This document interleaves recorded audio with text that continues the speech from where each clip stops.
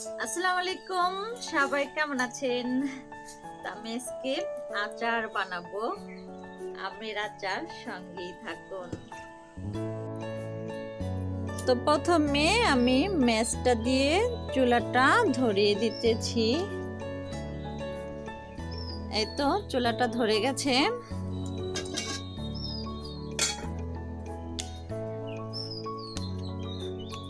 এখন দিয়ে দিব সরিষার তেল।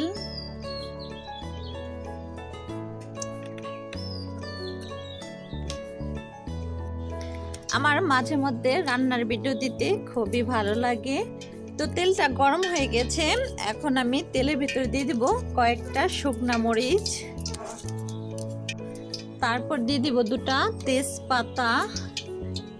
এখন একটু নাড়া দিয়ে নিই। তারপর দিয়ে দিব, আমার হাতে দেখতে পাচ্ছেন, এটাকে আমরা পাঁচফোড়ন বলি, এটা দিয়ে দিলাম। একটু নেড়ে নিই। তারপর আমার হাতে দেখতে পাচ্ছেন আদা রসুন বাটা, এটা দিয়ে দিলাম।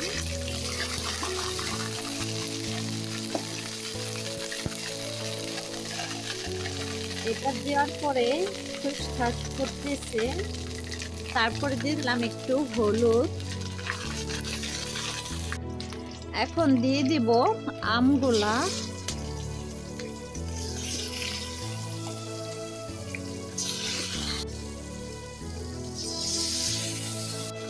এই আমগুলো হলো গত বছরে আমি সিদ্ধ করে ফ্রিজে রেখে দিয়েছিলাম। তো এখন যদি আমি আচারটা না বানাই তাহলে আর খাওয়া হবে না, কারণ আর কিছুদিন পরে আম উঠে যাবে।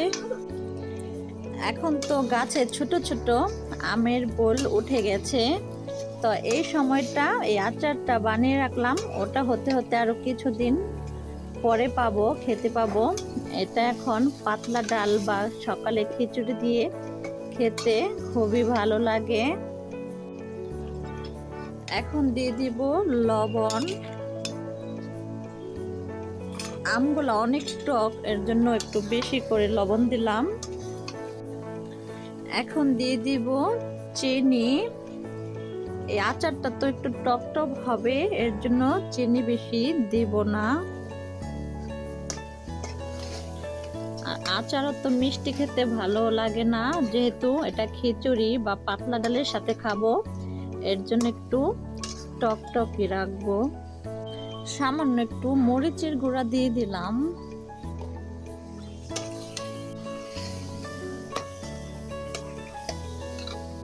কয়েক টুকরো রসুন দিয়ে দিলাম। রসুনটা ওটার সাথে ভালোভাবে সিদ্ধ হয়ে যাবে। আর আচার বানাতে কিন্তু অনেক সময় লাগে, হালকা জাল দিয়ে তারপরে অনেক নাড়তে হয়।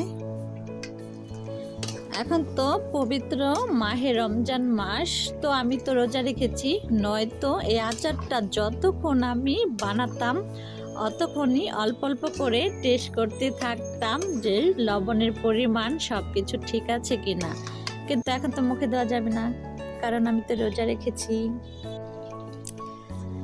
আচার নাড়তে নাড়তে আমার তো হাত পুরো ব্যথা হয়ে যাচ্ছে, আর একটু নাড়া বন্ধ করে দিলেই লেগে যাওয়ার সম্ভাবনা থাকে। তাই আমি নাড়তেছি।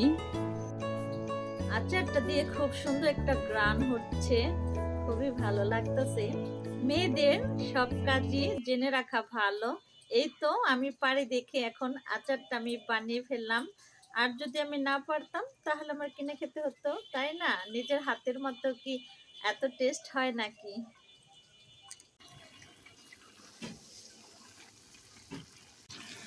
আচারটা প্রায় হয়ে গেছে। আর এই আমগুলা কিন্তু আমাদের গাছে, এগুলা কিনা আম না। তো উপরে কিছুটা গুঁড়ো করা মশলা দিয়ে দিলাম। এখন একটু ভালোভাবে নেড়ে নিব।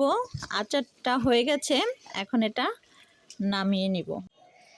এই তো আচারটা হয়ে গেছে, উপরে তেলগুলা ভেসে উঠছে। আর এটা কিছুদিন পর পর আবার একটু গরম করব, তাহলে আর আচারটা নষ্ট হবে না, খুবই ভালো থাকবে। আর এটা এখন আমি ঠান্ডা করে ফ্রিজে রেখে দিব।